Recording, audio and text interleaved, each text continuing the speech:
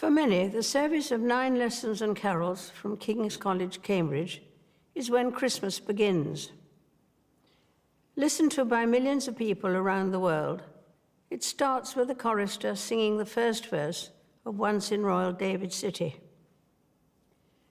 The priest who introduced this service to King's College Chapel exactly 100 years ago was Eric Milner White. He had served as a military chaplain in the First World War. Just 6 weeks after the armistice, he wanted a new kind of service, which, with its message of peace and goodwill, spoke to the needs of the times. 2018 has been a year of centenaries. The Royal Air Force celebrated its 100th anniversary with a memorable flypast, demonstrating a thrilling unity of purpose and execution. We owe them and all our armed services our deepest gratitude. My father served in the Royal Navy during the First World War. He was a midshipman in HMS Collingwood at the Battle of Jutland in 1916.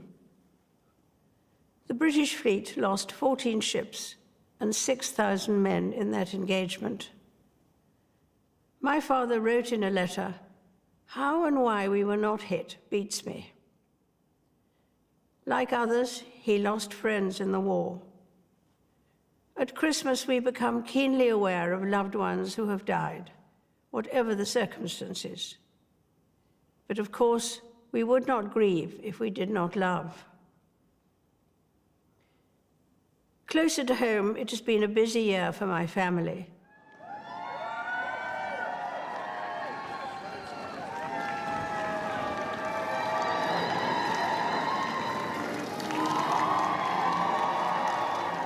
With 2 weddings and 2 babies and another child expected soon.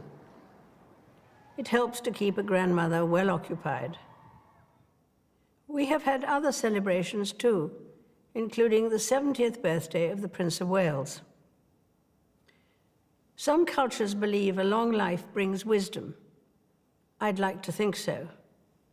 Perhaps part of that wisdom is to recognize some of life's baffling paradoxes, such as the way human beings have a huge propensity for good, and yet a capacity for evil. Even the power of faith, which frequently inspires great generosity and self-sacrifice, can fall victim to tribalism. But through the many changes I have seen over the years, faith, family, and friendship have been not only a constant for me, but a source of personal comfort and reassurance. In April, the Commonwealth heads of government met in London. My father welcomed just 8 countries to the first such meetings in 1948. Now the Commonwealth includes 53 countries with 2.4 billion people, a third of the world's population. Its strength lies in the bonds of affection it promotes and a common desire to live in a better, more peaceful world.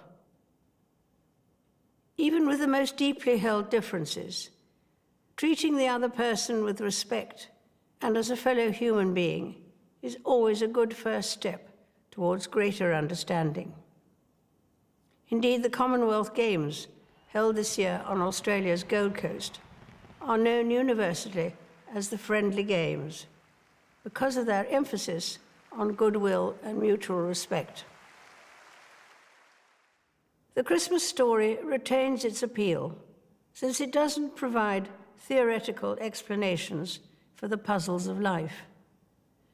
Instead, it's about the birth of a child and the hope that birth 2,000 years ago brought to the world.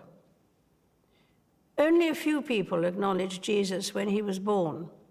Now, billions follow him. I believe his message of peace on earth and goodwill to all is never out of date. It can be heeded by everyone. It's needed as much as ever. A very happy Christmas to you all,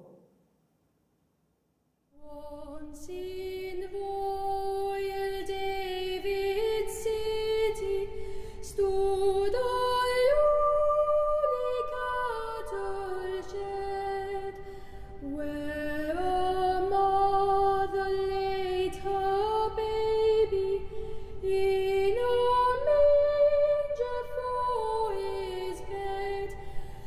Mary was that mother mild, Jesus Christ, her little child.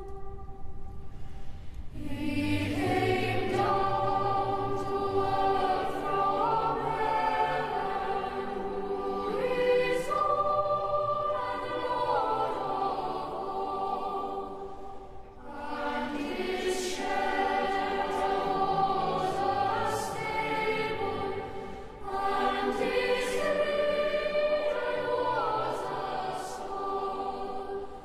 With power and being and glory, lived on earth the Saviour holy. And eyes that lost shall see through his own redeeming love.